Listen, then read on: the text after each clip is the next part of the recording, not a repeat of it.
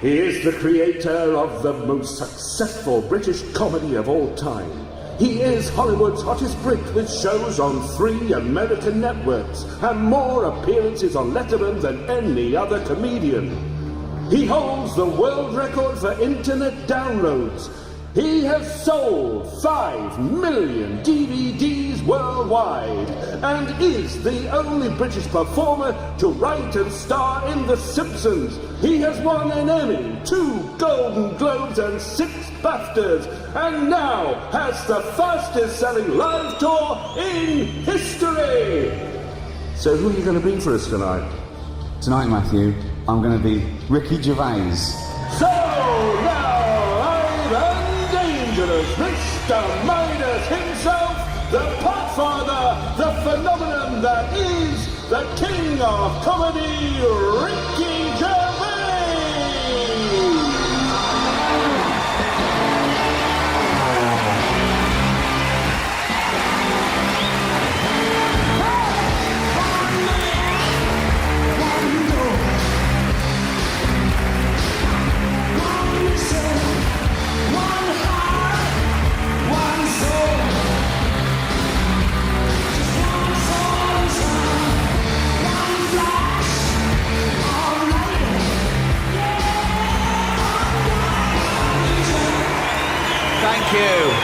Thank you. Not too over the top, is it? Spent the entire budget on that. Just me and a microphone now. Look, not even a coat hook. Unbelievable. Oh. Some comedians have a stall out on stage for their drink or whatever. No. One of the awards there. Not the real thing, a much bigger version of the real thing. I don't want you to think I'm a dwarf. Nothing wrong with dwarfs. I'm just not one. People go, oh, you can't have a go at dwarfs. You can, that's what you can have a go at them, really. Fundamentalist terrorists I stay away from. Dwarfs, what are they going to do? What an amazing welcome. It's fantastic to be in London. As far as I'm concerned, the tour starts now.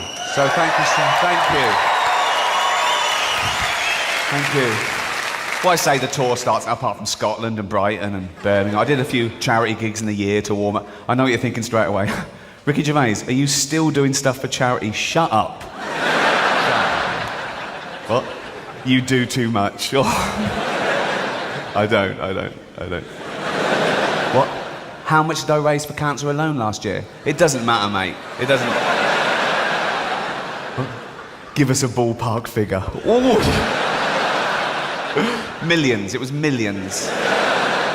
And they're welcome to it. But I will say this, if I ever get cancer myself, I'm going to go into the nearest hospital and go, right, I paid for that machine. Get that little bald fucker off it.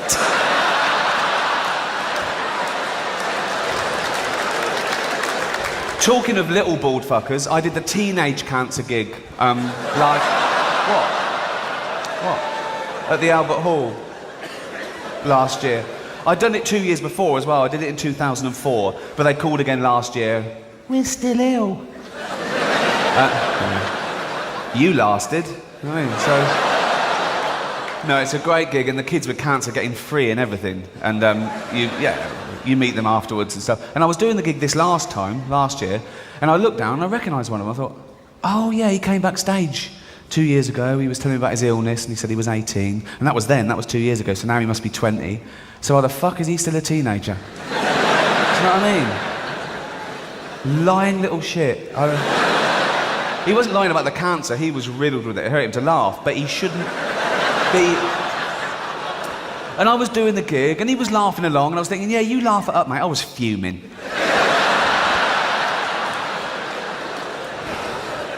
And it got too much for me, I'm human. So I went, all right, mate, I recognise you. I went, came backstage 2 years ago. I went, yeah. You said you're 18 then? He went, yeah, so you're 20 now? He went, yeah. I said, get out.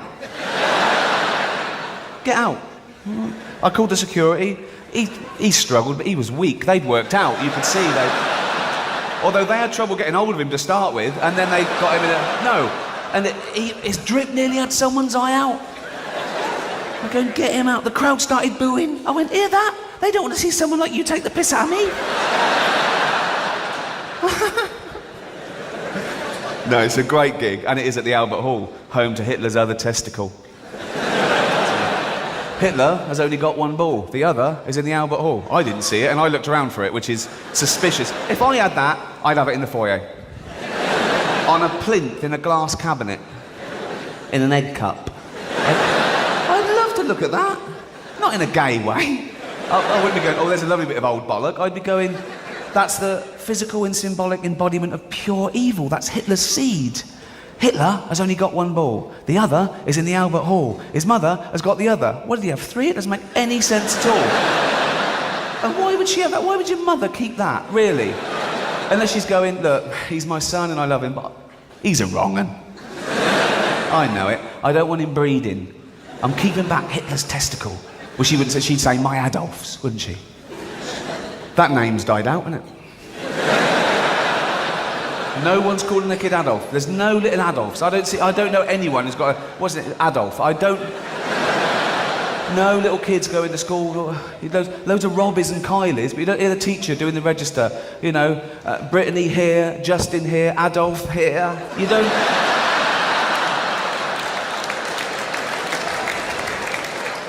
Fascinating fact about Hitler. People always learn stuff from my lectures. No. He got his image from Charlie Chaplin. Sounds like a joke, absolutely true.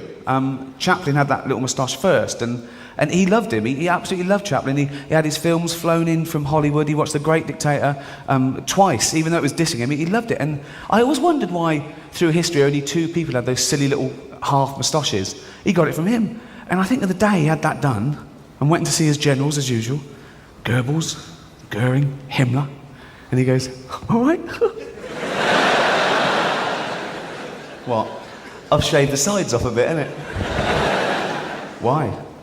Be like Charlie Chaplin? The comedian? Are you thinking of doing comedy? I was. Really? Yeah, why not? Well, we don't find you funny. Careful.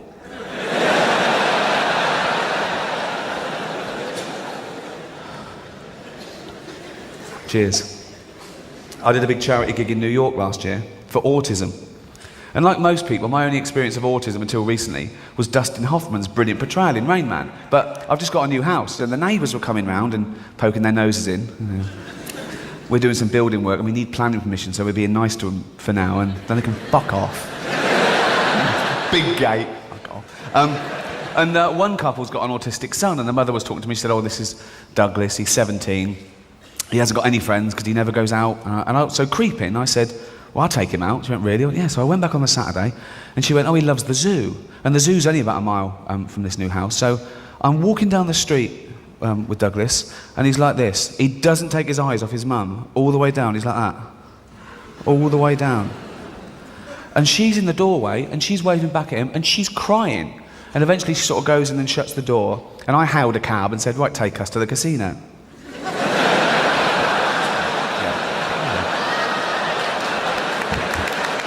You've got to make it work for you, ain't you? So, not going to be a completely wasted day. Do you know what I mean? So, and I can sign one person in, so I signed him in. He had a little suit on and everything. I think it's going to be brilliant. So I went straight to the blackjack table. That's their best one, I think.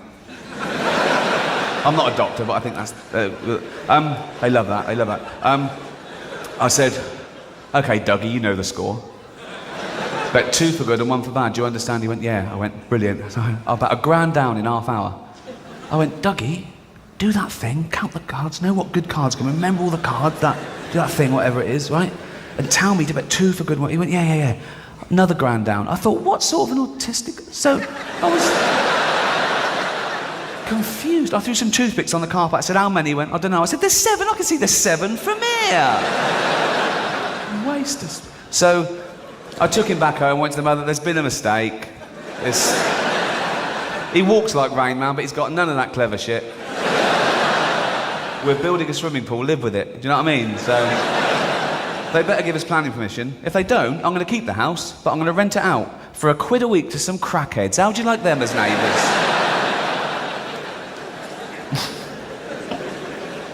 One of the few pleasures of fame is that you can do good things, but in all honesty, I think some causes are more worthy than others. Joking aside, cancer's a very worthy cause. Autism's a very worthy cause. But I got asked to do a benefit gig recently for sufferers of obesity. What? She went, sufferers of obesity. I went, you mean fat people? She went, no, because obesity is... Well, she actually went, no, because obesity... She was eating, of course she was eating.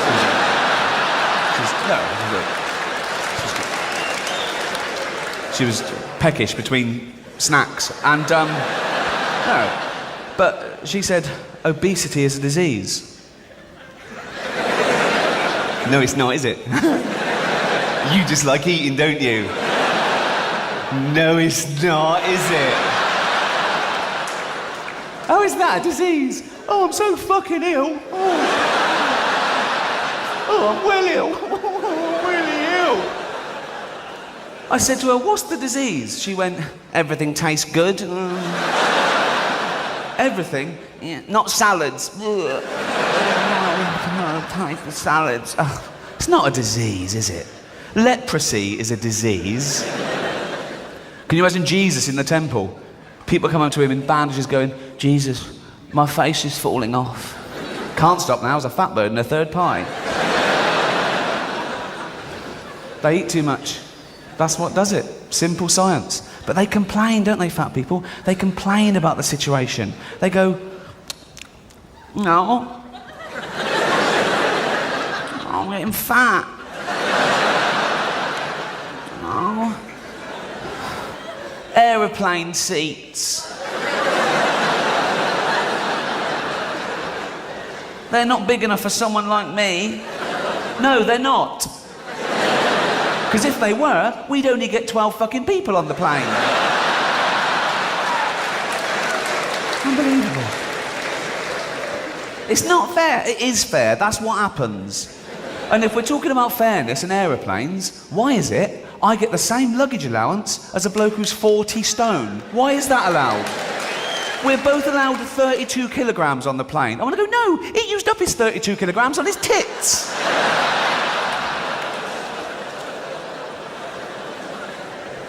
It's not a disease.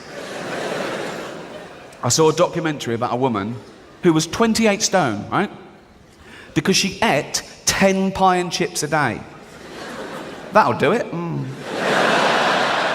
10 separate meals of pie and chips. That's all she ate. 10 separate trips to the chip shop. In a cab. Didn't even walk that. Wasted calories. So they wired her jaw together. So she liquidized 10 pie and chips a day. Now she's on pie smoothies. Now she's not even chewing. That used up 5 calories. Do you know what I mean? So she gets fatter. They take her to hospital to have that operation where they staple your stomach together. And she's sitting in hospital looking all depressed. Well, you can't eat for an hour before an operation, can you? And she went, it's a really dangerous procedure, but it's the only option left.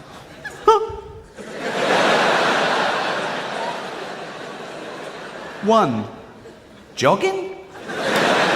You don't even walk. Salads? You don't like the taste. Right. 9 pie and chips a day? It's a start, isn't it? It's a starter to her. I'm not having a go. I'm a bit overweight myself. The other night someone shouted, no shit. Oh. I thought, could be that.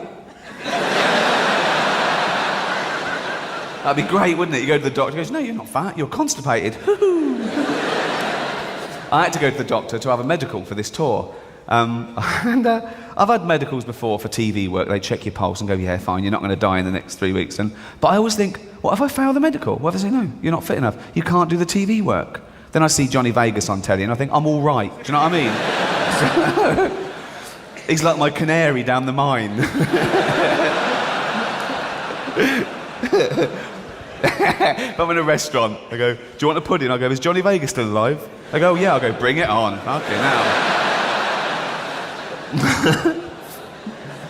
So I went along to Harley Street and the doctor said, it's a bit more thorough than usual. It's a big tour. So we need a urine sample. I went, fine, yeah. So he gave me the little thing in the bag to put it in. I did that, came back to him, good as gold. He went, oh, can you strip down to your boxer shorts? I thought, this is thorough, I've never had to do that before. But I stripped down to my boxer shorts. Oh, for fuck's... The one day I wear white boxer shorts. Big wet patch from the wee. Why didn't he warn me? Why didn't he say, be careful, I'll be checking your pants in a minute? You know, and there's nothing I could do. I just stood there, and and it was one of those pairs just had a slit, and I tried to sort of pull it over, and it pinged back, and he saw it. I saw the moment he saw it. There's nothing I could do, and I was thinking, oh, it's all right, he's a doctor, he can't tell anyone. Then I thought, if I was a doctor, I'd tell everyone everything. I would. I'd come and go, you'll never guess what I found up an arse today. So I thought, oh, he's going to tell everyone. And I had to touch my toes as well, which sounds all right in front of a doctor, but it's still a man you haven't met before in pants that you've wet. So you feel really vulnerable and you try and make everything look okay in the doctors, don't you? They go, does that hurt? Definitely not. Definitely not. Touch your toes? Easy, right?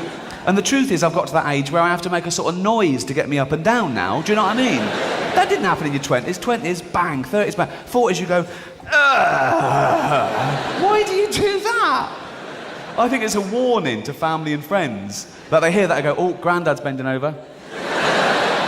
And he's up, on with the barbecue.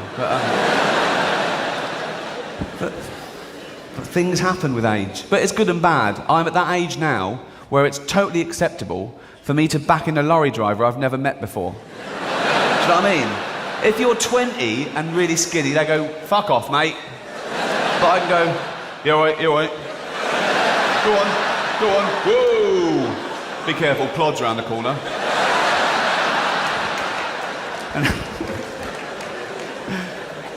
Do you do that? Do you sort of be a bit more working class, a bit tougher with, like, people in boiler suits? All right, mate, yeah. Not too bad, yeah. Do you want a cup of fucking tea? Like that. Anyway, I wet myself. Good. After I came back, I told my friend about the wee incident, and my friend went, oh, you should have gone commando. What? That would have been less embarrassing, wouldn't it? So now I look down, I think, oh, I wet myself, what can I do? Oh, I know, they're coming off too. That's as dry as a bone, Doc. Should have gone commando. Do commandos not wear pants? Why is it called? They must wear pants, don't they? Yeah.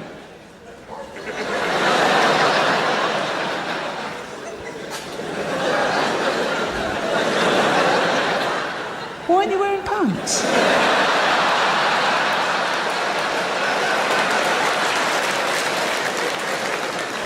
What? I'm a commando and I'm wearing pants. I've never heard that phrase before. I've never heard that phrase. They're going to see that. Just a little bit.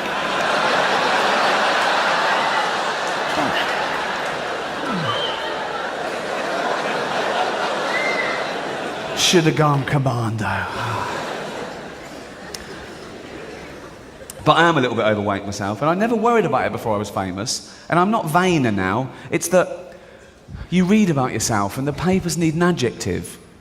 They can't just say, Ricky Gervais, comedian. They say things like, Ricky Gervais, tubby comedian. Why say that? Why? Don't give them clues. Let them make their own minds up.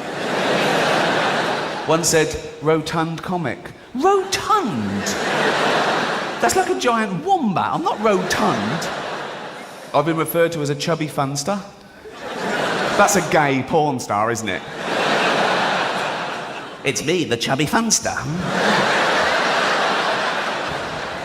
I was jogging once with my iPod. Yeah, looking good. Paparazzi got me. Full page in the Sun the next day with the headline, iPodge you. Cheeky bastards. Dawn French has had a go at my weight. What? Oh, yeah. Oh, yeah. French and Saunders Christmas special last year. I love French and Saunders. I think they're great. I've liked them for a long time. I think they're really good performers. And I was watching this at home. Sketch comes on. Bubbly Dawn knocking on the door of a house. Inside is Jennifer going, who is it, please? Yes, who is it, please? It's me. Who's me? Me, the little fat one with the big ego. She opens the door. Oh, I thought you meant Ricky Gervais.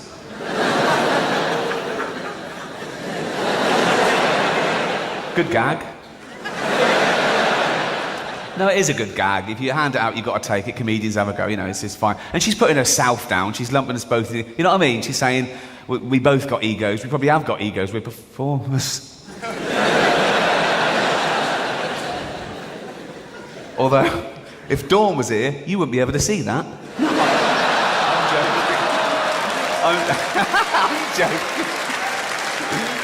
I'm joking. You'd be able to see some of it, wouldn't you? But it would spell Roy. Oh dear. She started it. No, she's putting us both down. She's going, we both got egos and we're both fat, and we are both fat. Different categories though, isn't there? There's different weight classes. Do you know what I mean? It doesn't tell the whole story. On a scale of too thin, average, bit fat, me, Dawn. She started it. It's not a disease. Therefore, it's not a worthy cause. Talking of which, saw someone collecting the other day for ME. Not MS, not the crippling wasting disease. Oh no, ME. That's the one where don't feel like going to work today. Ding, ding, ding, ding. Oh. ME. I apologise to anyone who suffers from ME. You're not going to have a go, are you? No.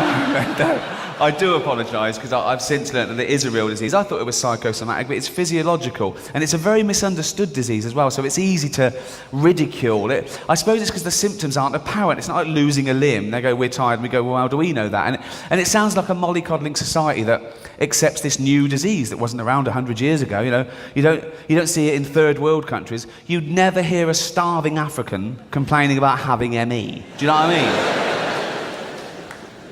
Sucky. Walked really well.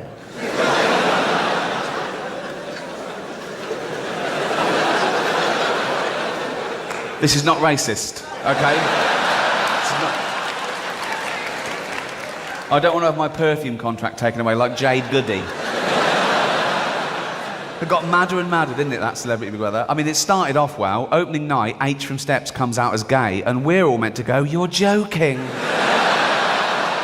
And his name's Ian Watkins. I was like, where's the H? All these years, that must have just stood for homosexual. He was trying to give us clues, wasn't he? He was trying to come out. Or, what's your name? Or, just call me H.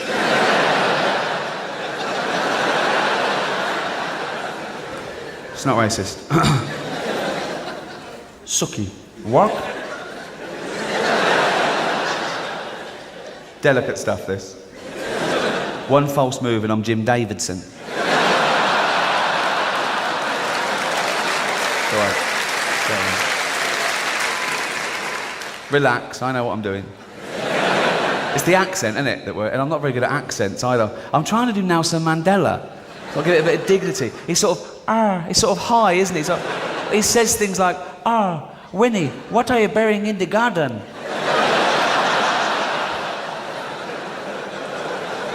It's not racist, it's fine, isn't it? It's an impression. People are very worried about that, aren't they? They go, is that racist? Can you say that? Well, we've taken the wrong way, particularly this year, because it's 200 years since the abolition of slavery, so awareness is heightened. But that wasn't the end of racism. It was still inherent in society as late as the 50s and 60s in England and America. And one incident sparked off the civil rights movement. A black woman called Rosa Parks refused to give up her seat to a white person on a bus. It was the law, but she'd had enough. And she was arrested. But then that law was changed. But she didn't stop there. She started sitting in those seats meant for disabled people.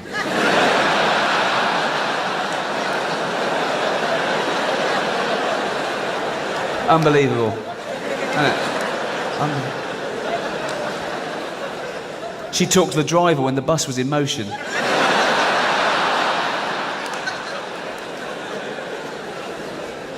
Did she always have the correct change ready? Did she bollocks? What was her problem? Sucky.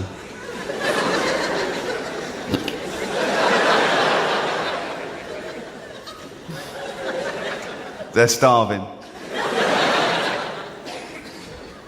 I've forgotten the point of this. Oh, Emmy. Suki. Walk many miles to the well. That was all right. That wasn't too bad. Fuck off. 6 BAFTAs. Thank you. It's actually 7. Oh, I forgot. Who's counting? I am. Suki. Walk many miles to the well and fetch the water and come back. That was Yorkshire. What the fuck am I doing? I don't know. Shush. Right. It's not worth it. Right. Oh, Suki, I'm reet parched. Go to well with it. Oh, Suki. Suki. Suki, my daughter. Walk many miles to the well.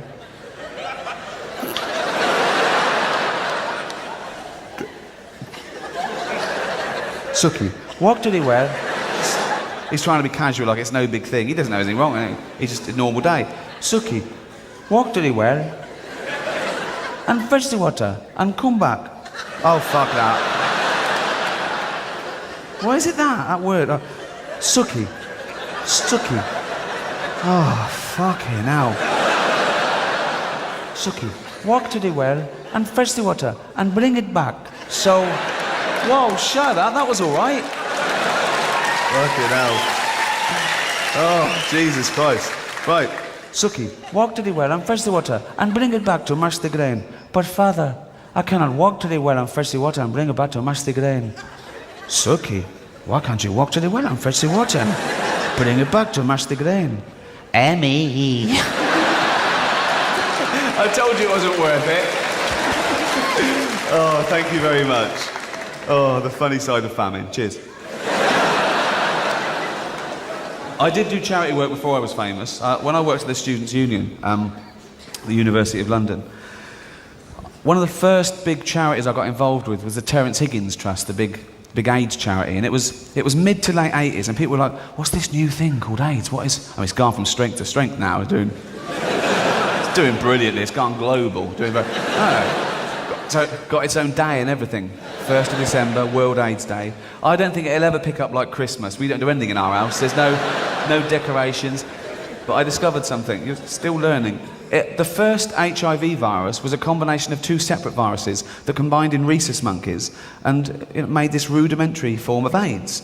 And it was fatal to them, but this was passed to chimpanzees. Sometimes chimps would get a bloodlust and eat a rhesus monkey, and it evolved and mutated in chimps. And because we're 98.6% genetically identical to a chimpanzee, it was able to be passed to humans. And the first human contracted AIDS when he was chopping up chimp meat and cut his finger, although that's the excuse I'd have given.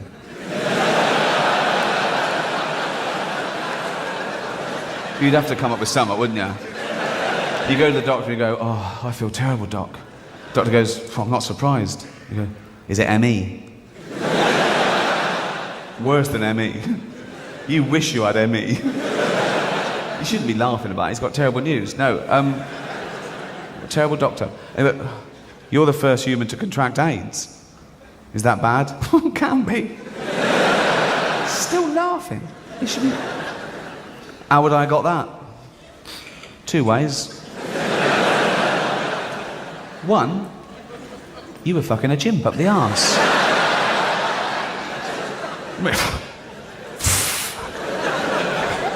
Fucking a chimp up the arse. Me?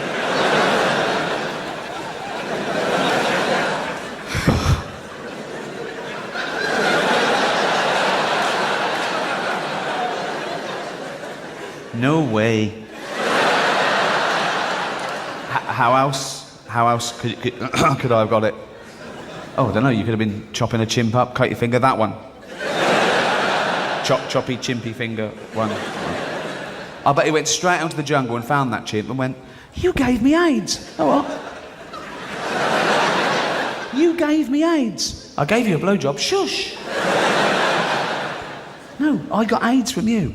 Well, where did I get AIDS from? From eating monkeys. I don't eat monkeys. You're either eating them or fucking them. I was eating them.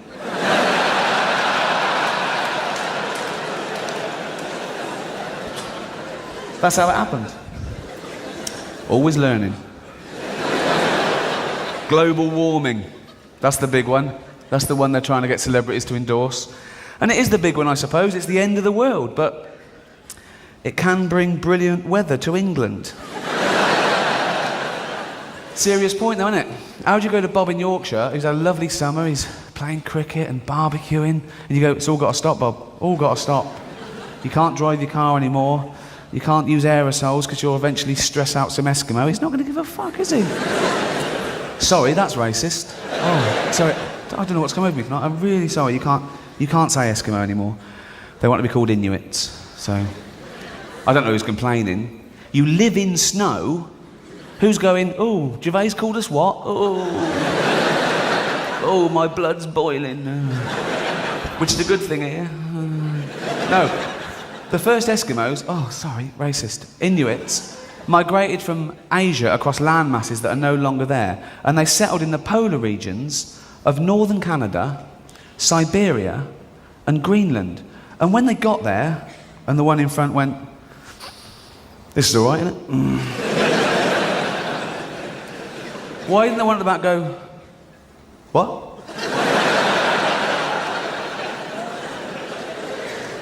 Should we settle here? Forever?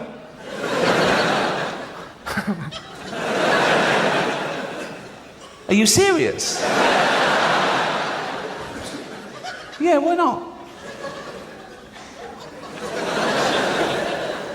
Because I'm fucking freezing. Let's keep walking, let's find a tree. Fucking hell. But the scariest statistic that I've heard about the erosion of this planet in recent years is that by 2030, there'll be no fish in the sea. According to a CNN report, best estimate, no fish by the year 2030. And I blame Comic Relief. Remember that stupid slogan they came up with? Give a man a fish, and he'll eat for a day. Give a man a fishing rod, and he'll go fucking mental, won't he? Another one. Give me that. Give him a fish, greedy bastard.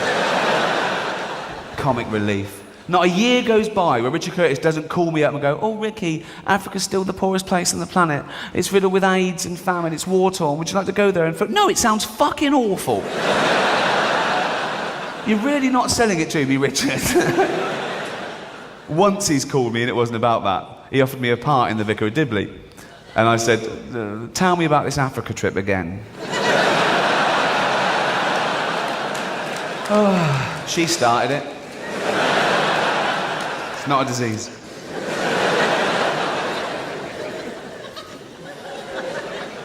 When I first got famous, I knew that if I put myself in the office as opposed to just stayed behind the scenes, my life would change, but I wanted people to know it was an upshot of what I did. Fame wasn't the driving force, that the work was, and I didn't want to be lumped in with those celebrities that do anything to become famous. Do you know what I mean? And I was very prickly about the whole subject, and one of the first interviews I did after The Office broke in about 2001, the journalist really rubbed me up the wrong way with this question. She said, so what advice would you give to anyone else who wants to become famous? And I went, I'd tell them to go out and kill a prostitute. Which I thought was a really clever answer. She looked at me like I was mental. And I didn't do this bit in Ipswich.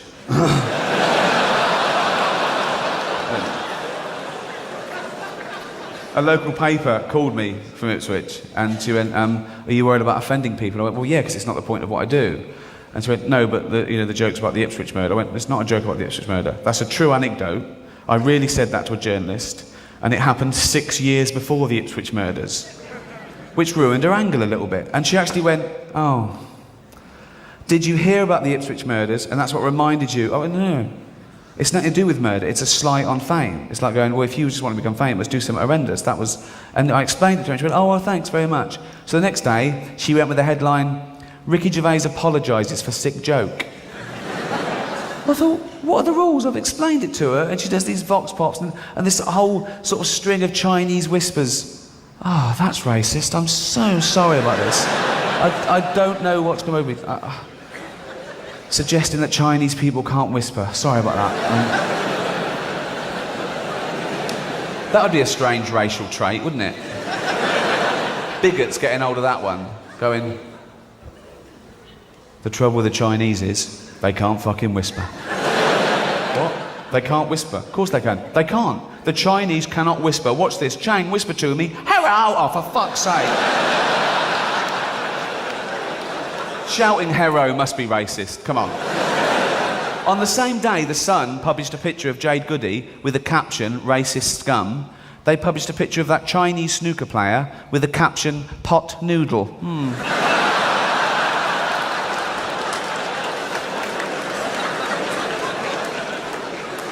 But when the journalist said to me, oh, what advice would you want to become famous? And I tend to go to prostitute. It's meaning, look, if you think that's all you care about, just being famous, you can do something terrible if that's the only aim. Serial killers want to become famous. The way it's going, where people do anything to be famous, I can imagine people at home now reading the paper going, this rapist is getting a lot of column inches. Do you know what I mean? Where will it end? Have you seen those adverts on telly for rape? Not adverts for rape, not... Starts 10 a.m, everyone must go. No, it's... It's two blokes, and one of them's bragging. He's going, yeah, got off with a lovely bird the other night. We was kissing and cuddling. Then it got a bit more serious, and I shoved her down onto the sofa, and he morphs, and he's in court. And the voiceover goes, if you don't get consent, you could go to prison for rape. What sort of society has to remind someone not to rape? Was there people going, just off out raping, mum? Oh no, remember? Remember the advert? What? You can't rape. I can't what? You can't rape. I can't what? Whose idea was that campaign? Going, we got to remind them. Was there people in court with the judge going, why did you rape her? I forgot. You'd forget your head if it wasn't screwed on. Get out of here, you scamp. Have you heard those local radio ads on a similar subject? It's a quiet street, sound of stiletto heels, and a car goes, and he goes, need a lift, darling. And the voiceover goes, if you want to know the price of an illegal minicab, just ask a rape victim. Don't. Worst advice I've ever had. No, it really winds them up because it brings back terrible memories. So I don't want you to make the same mistake I did. I just burst into an incident room and went, how much to Hounslow? And she went, whoo. So really irresponsible advertising. Like that one, hit me at 30 miles an hour and there's an 80% chance I'll live. Encouraging gambling. I like those odds, but don't. It's... Socrates said that fame is the perfume of heroic deeds. Fame is the perfume of heroic deeds. Well, it probably was back then. There was no Heat magazine and Big Brother. You actually had to do something to become famous. You were a great scholar or a leader of men. And all the way through history, that was the case. 500 years ago, the most famous man on the planet was Leonardo da Vinci because of all the great things he did. He was a painter. He was an inventor. Oh, go on, mate. Sorry. I can't do one-on-one. It's a big place. In a much smaller room, I'd still ignore you, cunt. Shush.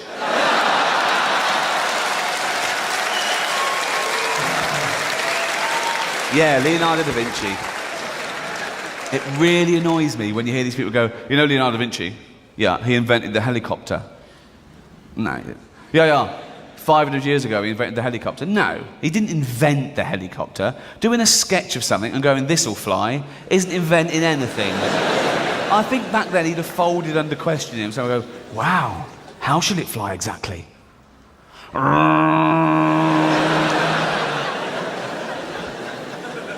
Sir Isaac Newton, most famous man in his day because of all the great things he did.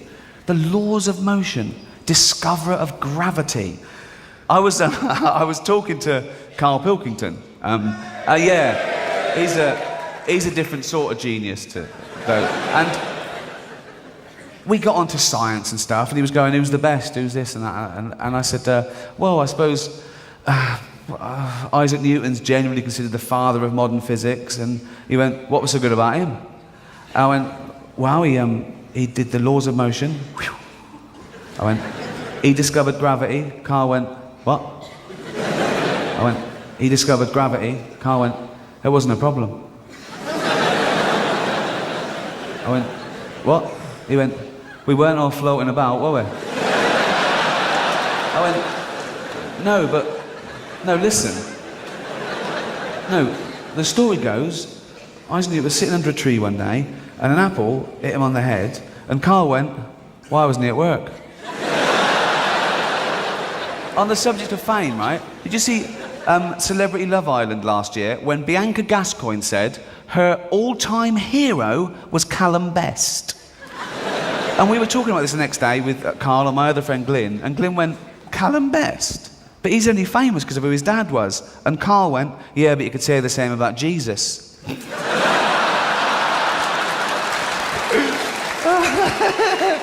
Fucking hell. He's got a head like a fucking orange. Oh. But nowadays you can become famous for nothing really, just being famous. You can just go on you can go on Big Brother and be famous. But for what? Well, Kinga, she's famous because in front of 56 cameras on national television, she shoved a wine bottle up her vagina. What do her parents think? When the neighbours came round the next day and went, saw your Kinga on telly last night. Oh yeah, what was she up to? She was up to the fucking label.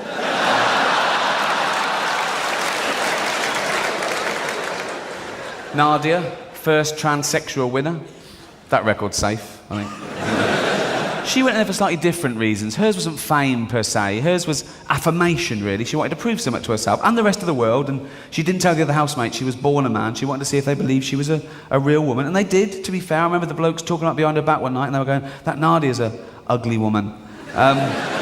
They spotted the jaw and the big hands. Do you know what I mean? It's always the giveaway, isn't it? You can have everything done. You can have all the plumbing done, electrolysis, paint your nails, and do hair, makeup, lovely dress, shopping in Tesco's, whole loaves of bread. Hello. Hello. You've done the difficult bit. Get smaller hands. Doesn't matter from where. Saudi Arabia. You know what I mean? It's just like... Well, they might be odd, but at least they're... Or maybe you can get one and wait for that same person to re-offend. Leave your wallet lying around the town square like that. Got it. Yeah. They still go with a hook out there, don't they? There must be something better than the hook in this day and age. Unless you're escaping from one old ship to another, there must be something better than the hook. You lose your hand, right? You go, what, have a hook? Carry shopping, that's it. I feel sorry for Captain Hook, because he shouldn't be defined by his disability, should he? I'm assuming his surname wasn't Hook. If your surname was Hook and you lost a hand, you'd go anything but a hook. It's too obvious. Yeah, they went, we're calling Captain Hook. It's an insult, isn't it? It's like calling Stephen Hawking's Dr. Chair. I think of the first sex change operation. Never been thought of, never been conceived of. You are what, that's it. And yet someone, one day, sitting there and went, I want to change. He went to the doctor and went, Doc, yeah, got an idea. Go on, lose them, will you? Chop them off, pop on a fanny. What? Lose them, pop on a fanny, couple of tits won't hurt, what's the matter? What do you think? And the doctor went, all right. And you have to live as a woman for a year. You can't just go and have it done willy-nilly. You know, you have to think about it, and you come back after a year and go, I'm sure, I want it. I want the change. You're going to make me into a woman? Yeah. Breasts? Yeah. Real breasts? Well, you won't have be able to breastfeed. Vagina? Yeah. Real vagina? Well, again, it won't have a cervix. No. Take a cock, though, will it? What? It'll take a cock. Well, I'll just make it. I don't want to know what you're going to do with it. So, no, it needs to take a fair old cock. Well, I'll leave some room, but I'll just make it. Don't tell me what you're going to do. Yours. No, it's just that I love cocks. Do you? Well, yours will be in the bin in a minute. You can take it home with you.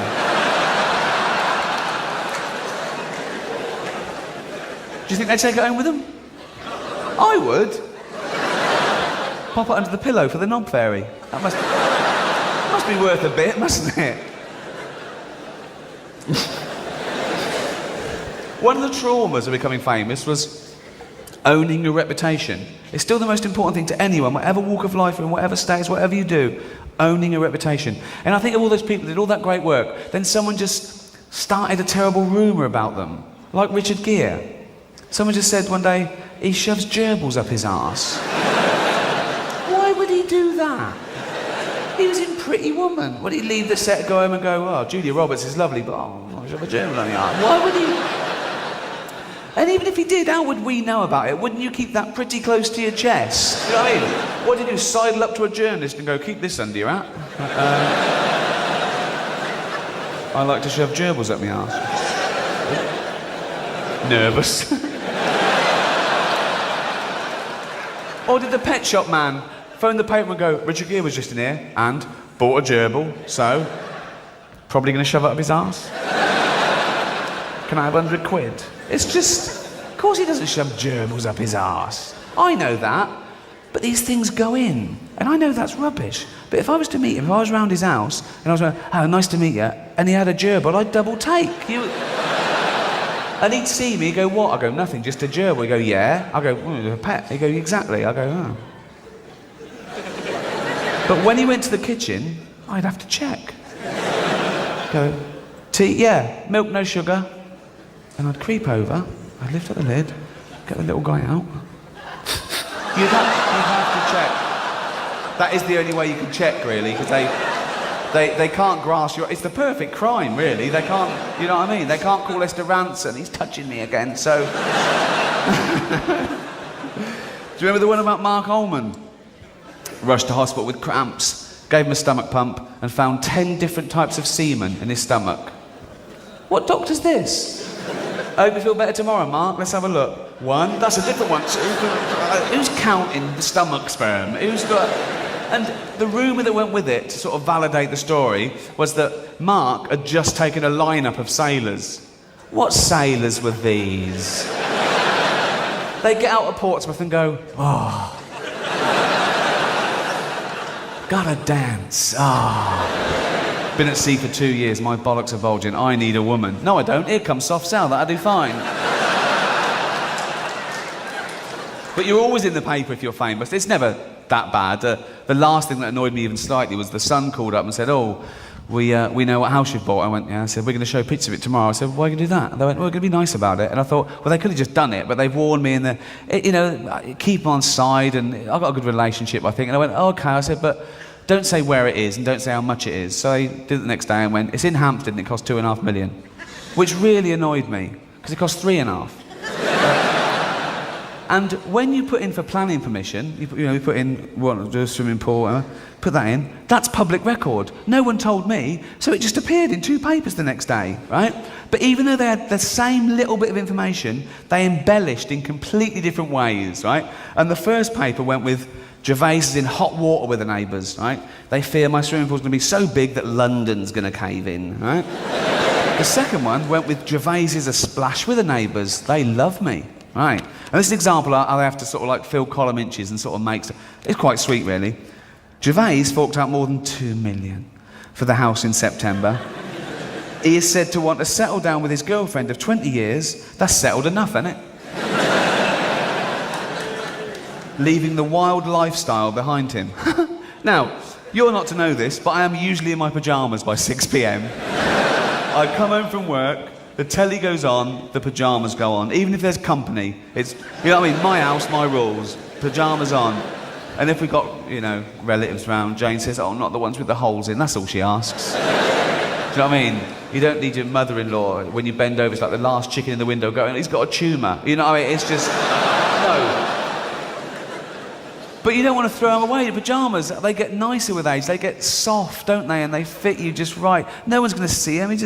I actually invented a game with an old pair of pyjamas with a hole in them. No, you know when it gets sort of really thin and the guy, then suddenly a little hole appears. You get like a quarter of an inch sort of hole. And when blokes are watching telly, we sort of doodle. Do you know what I mean? I don't know why. It's sort of like a comfort thing. I think it's anthropological. I think chimps do it. Not on me, on them. No good to me. They haven't got opposable thumbs or anything, so... I've never tried to get a chimp to wank me off, so let's nip that one in the bud. And I discovered, right, that if I pulled out miscellaneous bits of skin, right, no, could be a bit of scrotal sac, could be a hint of foreskin. You only put it out half an inch, you've got to guess which, it's called offal Jim Jam, no. And you just pull it out, just half an inch, right, and you turn to your girlfriend and you go, offal Jim Jam, cock or ball?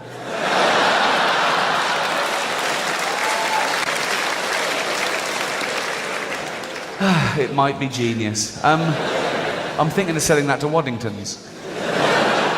If only for the picture on the box of all the family. Grandad doing that, little cock or ball. Granny going... Actually, Grandad could really put it out, couldn't he? Shut up, you'll be playing it at home. Offal Jim Jam, cock or ball.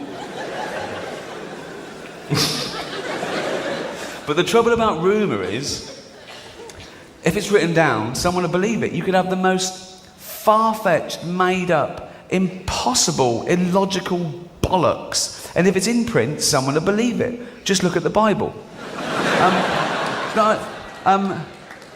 Old Testament. Oh, that's my favourite. That is a rip-roaring read, the Old Testament. It's brilliant. I like the God in that one. He's a better God. New Testament God, he's a bit... wishy-washy, he's a bit modern parent, do you know what I mean? He's a bit liberal, oh, turn the other cheek. No, Old Testament God, he's like 50s dad, he takes his bout off and goes, you fucking what? Oh, you know the fucking rules. I've told you. You wound me right up, you muppet. You fucking floods. You, pestilence, fuck off. You, what did you do? That's not too bad. M.E.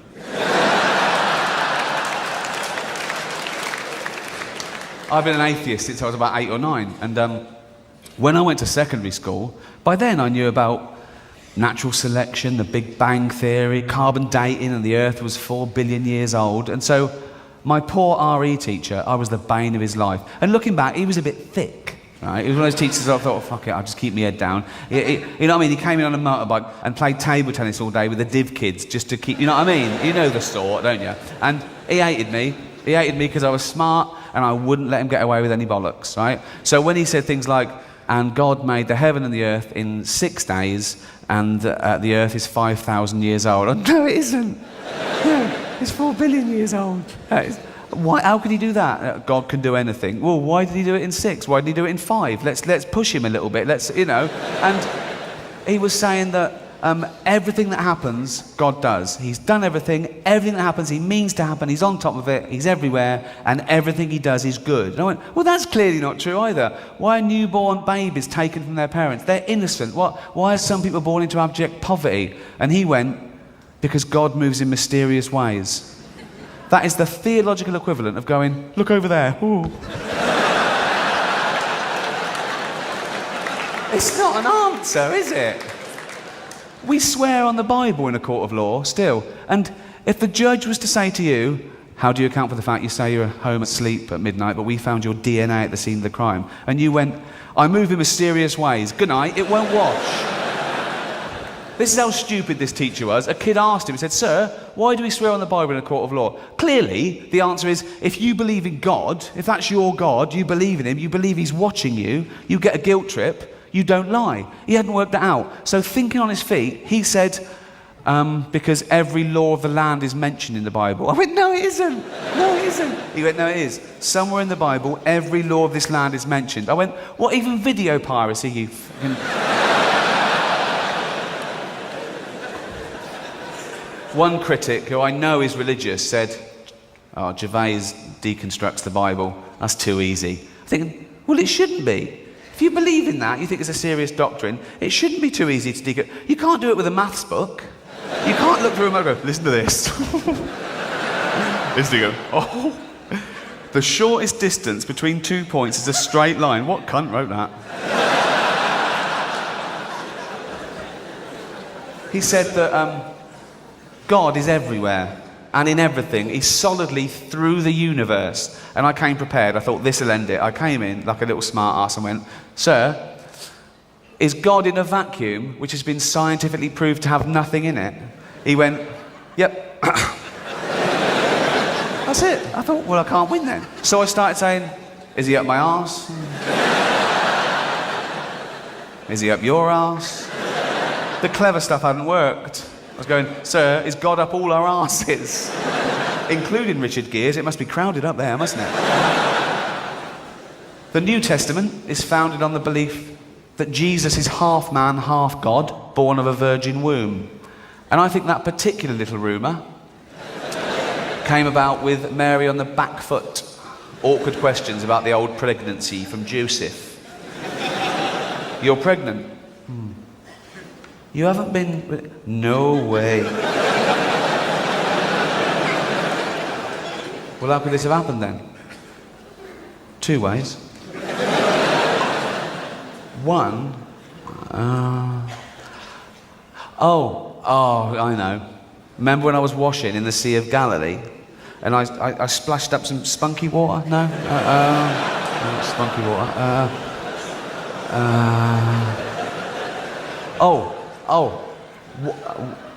What about the baby is half God?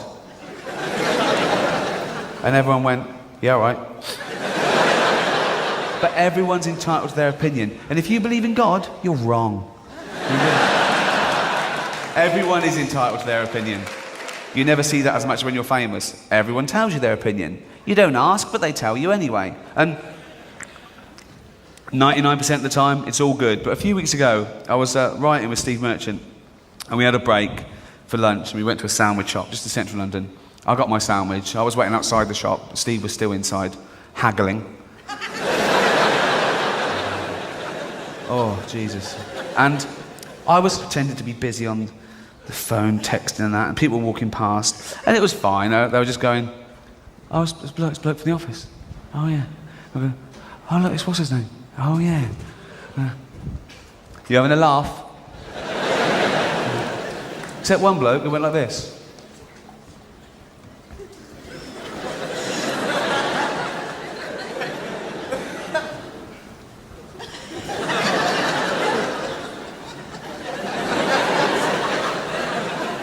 I'm there. That. I was going, mate, this isn't the telly. I can see you as well. What are you doing? And he decided to come over. But he wanted to let me know that he wasn't impressed with me just because I was off the telly. So he overcompensated. So he went from Mr. Magoo to this. All right, mate. All right. Sign that for us, will you, mate? Yeah. Who's it to? Stick it to Johnny, innit? Yep. To Johnny, best wishes, Ricky Gervais. Cheers, he went. Cheers. Well done with extras. Cheers. Office was shit. I didn't ask. But he said one nice thing, one not so nice thing. That's life. And I don't know him, so I had no comeback. I said, oh, I like your shoes. But your glasses make you look like a cunt. They did. They really did. And he was smaller than me. I've never asked for an autograph.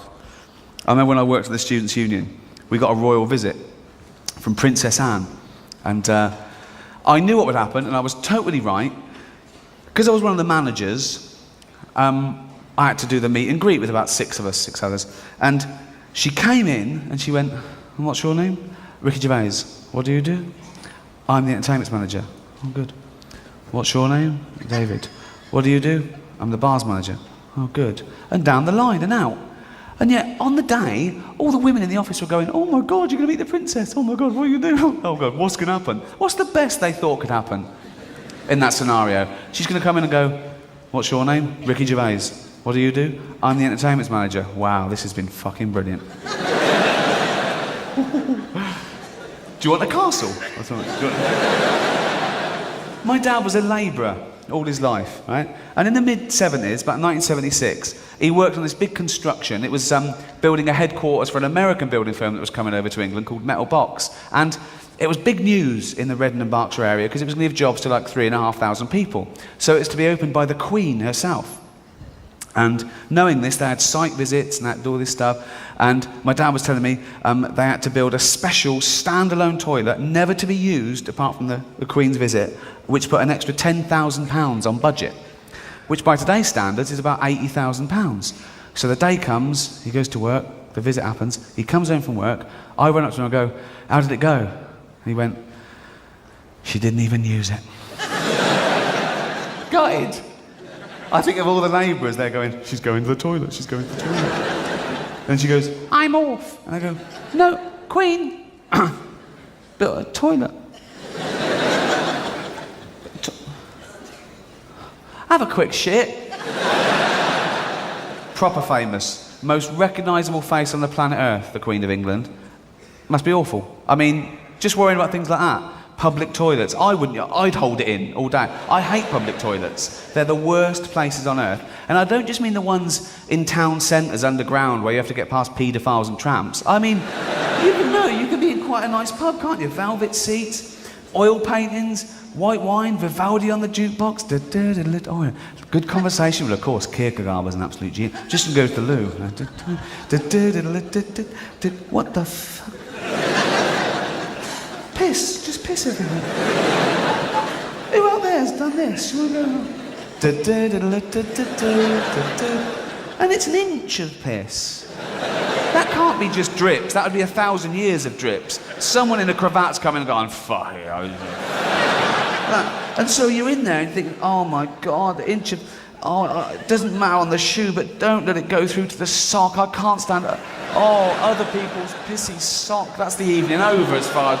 So you're thinking, "Oh my God," and keep your trousers out of it. So you think, "Oh my God, and what's that? I've got to flush that away. No chain, I've got to go on top of that. What is the... Who's nicking the locks? Who nicks the locks from a cubicle to... Who's so desperate they go in with a screwdriver and go, "I'm going to build my own toilet one day." That saved £1, and they're small. How are they getting away with the toilet seat? Doesn't the barman go, "Mate, did you come in with that toilet seat?" It's ridiculous. So you're in there now, in this hellhole, in piss, holding your trousers up, holding the lock, not enough hands, holding the door shut, and oh my God, this... But you can always find some toilet paper. It's usually scrundled up into a ball and shoved in the queer hole. Who's making the holes in the sides of... Who makes those? You can see someone so desperate, they've done it through the MDF with their teeth, and there's who invented that? Who went... I love cocks, I hate faces. I'm going to make a hole, and I'm going to sit there, and someone's going to stick their cock through it, and I'm going to... And they did! How did that get around? How did people know the trick? How did they... Or did someone just go in there innocently one day, using the urinal, and go... There's a hole in there. Probably for my cock, isn't it?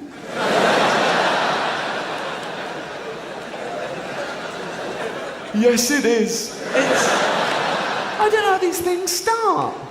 I went to school with this guy, right?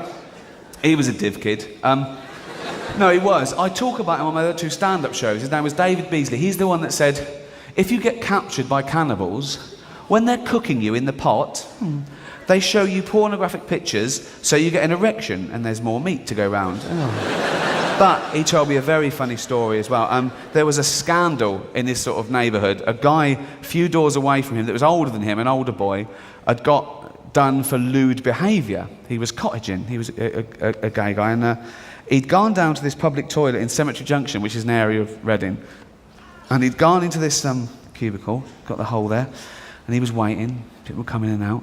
He waited for ages, and eventually someone came in, heard rustling. Cock comes through. Oh! He grabbed it. They can't get away then. I guess. I've never tried it. He sucked him off. What do you think he was going to do? Play London's Burning? Of course. This dental floss is big. Of course he's going to... So, he got him. He sucked him off, and when they both went outside, it was his dad.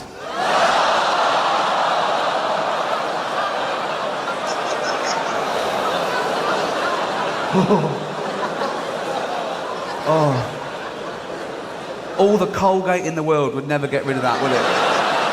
Oh. Which one of them blabbed that around town? Hi, honey, I'm home. Good day. Yeah, I saw Toby. How was he? He was all right. The admin block of the student union that I worked in, there was a dodgy toilet there. It was the second floor toilets, and you walked in there, and two blokes would go and just walk out like that. I don't know why I kept going in there. But we, as the management, decided to sort of clear it up. We put a couple of stewards on the door to try and sort of kill the scene, and we painted all the graffiti. And so it was this lovely toilet for about one day. Then a new group moved in, right? And I remember this bit of graffiti on this beautiful white, pristine wall, just a bit of marker pen. Someone had gone in. Think of someone going in and writing this, okay? All it said was, "I fuck your wife while you watch." Interested, question mark. No. I fuck your wife while you watch. Interested? Then his telephone number. Now, I don't know if that business venture ever took off. But I would love to see him pitch that to the Dragon's Den. That would be a hell of an episode, wouldn't it? Just that weird little bald presenter fellow that lives downstairs. Kind of going, "Our next contestant needs £4 for marker pens. Remember, he must get the full amount." Duncan Ballantyne. What exactly is your business? Are you married? Aye. Does your wife enjoy sex? Aye. Do you like watching stuff? Aye. Just to let you know where I am, I'm out. I will tell you one final thing before I go. Don't worry, it is toilet related. When I first moved in with my girlfriend, 20 odd years ago, our first flat together, it was a horrible place. It was in King's Cross, and it was a horrible area, King's Cross, a seedy road, seedy block, horrible little thing. It was a rip-off, but it's all we could afford. It was one room, just one room, but it had like a little kitchenette area. So what we decided to do, we moved the single bed sort of into there. So we had a lounge, it was like a one-bedroom flat.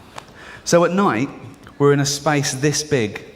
The bed literally just fit in. I had to scrape it down the wall to get it in, and it came over the doorway a bit, and in bed, I could open the fridge. The fridge was there, the cooker was there, and the sink was there, okay? No toilet. The toilet was a shared toilet with all the other flats in the block, and it was 2 floors down. So what wins in the middle of the night when I need a wee? Do you know what I mean? Putting on trousers and going outside, or just pop into the sink. That one. And I remember 20 odd years ago, Jane in a sleepy state saying, "Oh, at least take the dishes out first."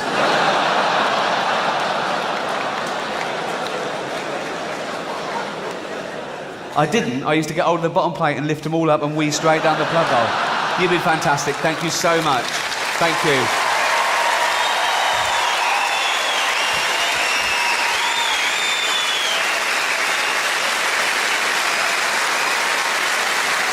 Thank you so much. Thank you so much. Thank you. Thank you so much. Thank you. Thank you so much for... You don't get an encore in any other profession, do you? If a builder does a good job and he leaves, you go, "Come back." What? Come back. What? All right. Good job I left a bit. I was talking about rumour and gossip and stuff, and I don't buy into it. I read something about someone, I go, "Well, that's interesting," and I think it might not be true. And so I never pass it on. I never pass on sort of small talk and gossip. But I witnessed this, so I think I can share this with you. Me and my girlfriend went along to the final 6 of the X Factor last year. And it's in a studio in Wembley. And we got there, and we were greeted by this bloke with a sort of headset and a clipboard. He went, "Hi, Ricky, thanks for coming.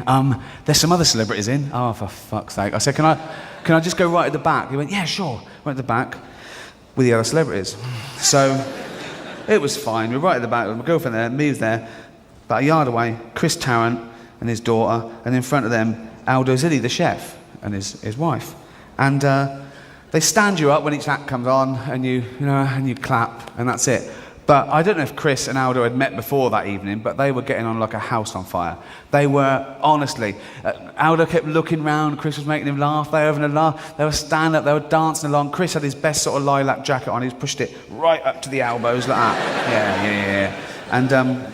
And Ben did a Joe Cocker number, and Chris was sort of doing the actions, and Aldo was turning around and laughing. They were, oh, bless them. And it really is live, so in the ad break, nothing happens really. The judges get powdered, well, Simon does, and the warm-up man was going into the audience, keeping them amused. And on the night I was there, he probably does it every week, but he was saying, has anyone got any questions for the judges? And he went, little girl there with her hand up. How old are you, darling? 7. What's your name? Sarah. What's your question? For Simon. Simon, why do you smoke? Good question. Yes, Simon, why do you smoke? They was going, why do you smoke? And Simon went, smoking's good for you, dear. And they went, oh, God, oh. He went, back in 3, 2, 1. Okay? Next ad break, he goes, lady there with her hand up. What's your name? Emma. Where are you from? Essex. What's your question? Simon, will you marry me? And Simon went, why not? And they were, like, okay. As he was walking back, we saw Louis Walsh just tap his arm like that and show him something. And he went, what? Chris Tarrant's got a question. It was back in 3, 2, 1. And me and my girlfriend looked at each other and we thought, brilliant. Sometime before the show, Louis Walsh and Chris Tarrant have got together.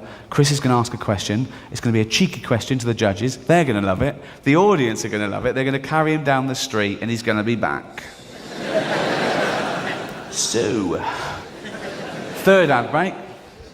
He goes, Chris Tarrant in the audience, ladies and gentlemen. Hey. No, it was louder than that. I can't do 1,000 people. So he went, all right, Chris went, yeah. He went, this question's for Sharon Osbourne.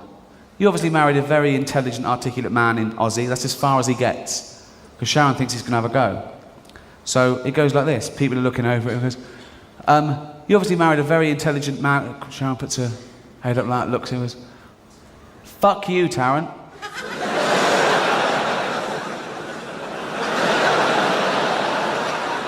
Everyone went, what? He went, no, listen. No wonder your wife left you, you cunt. I was like this. Kids looking at their mum. What did she called him a silly biscuit. That means a silly biscuit. Does it? Cunt. No, it doesn't mean that. Don't say that word. It doesn't mean biscuit. Don't. And Louis is going, no, Sharon, don't. You go, no, fuck him. He's going fucking they're back and forth. And we think it must have been Louis' idea because he was going, I'm sorry. Like that, right? And they're back and forth. He's going, what happened to church? He goes, you bang. She was like, Old Testament God. And he was going, what's the church? He went, listen, he said, I've known your hubby for 25 years. I'm not having a bloody go. Back in 3, 2, 1. The last act comes out. Everyone stands up. Apart from Chris, who is like this. What happened there? I've just been mauled. I've been humiliated. I feel like putting the sleeves down. And that's the end of that show. And now it goes over to ITV2 with Ben Shepherd before the results show. And Chris is booked on that show, and he's doing his thing. His mind's probably not on it. Everyone was talking about it half time. People were going, what happened there? Was he going to have a go? Did he start off wrong? Did she take him on? She said there was a history. What went on? What was it going to be? Come back out for the results show, and we're all there waiting for it. I look over, 4 empty seats. Oh, fuck. About 30 seconds to go before it went live, they all came out and sit down, okay? Everyone stands up. This time, apart from Chris Tarrant, who's still like that. And now his daughter's like that as well. First ad break, Sharon Osbourne gets the mic, and she goes, I'd like to apologise to all the mummies and kiddies in the audience for my awful, awful language. But when someone belittles a loved one, we're like lionesses, aren't we? She gets a round of applause. I look at Chris, he goes, this is bollocks. Don't tell anyone that.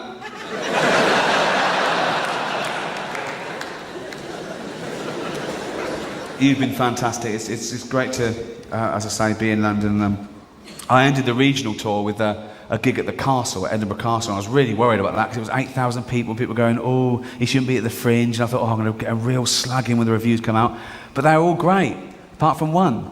I got a 3-star review from Kate Copstick. She didn't think I was that great, and she should know. She's worked with the Chuckle Brothers. So it's like a dagger to the heart when a comedy icon like her slags you off. Do you know what I mean? Particularly she looks so like Sid Little in drag. I was worried about these gigs, you know. I thought, oh God, I'm coming to London. And yet the first day, the reviews were great. And one paper said, the most talked about comedian of the decade. And I thought, wow. I was flat. I thought, most talked about comedian of the decade. I was thinking, that can't be true. I was thinking, no, I'm the second most talked about comedian of the decade. If they ever find a dead bloke in my pool with a chair leg up his arse, I might...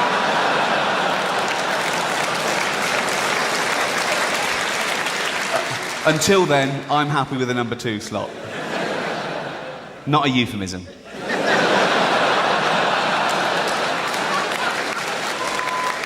But I started and ended the regional tour in Scotland. The first gig I did back in January was Glasgow, and I had Glasgow so wound up about Edinburgh being the capital, I shouldn't have brought it up, that they wanted to come and storm the castle. They wanted to get in their cars and go and storm the castle, old-fashioned style, you know what I mean? Like Frankenstein's monster. Ooh, get him out, ooh. I always think of Frankenstein's monster like the 19th century equivalent of the local paedophile. Do you know what I mean? Do you remember that name and shame campaign the tabloids did a few years ago, where they showed pictures of all the paedophiles they knew, and they go, there's one near you, and people going, yeah, there's one near me, yeah. Everyone's a paedophile. There's a bloke in the park, he's the park keeper, he's a paedophile. To such an extent that in Portsmouth, an angry mob burnt down the house of a paediatrician. And they said, well, he had a plaque outside. Huh? Do paedophiles have brass plaques made? Kiddie Fiddler, established 1979.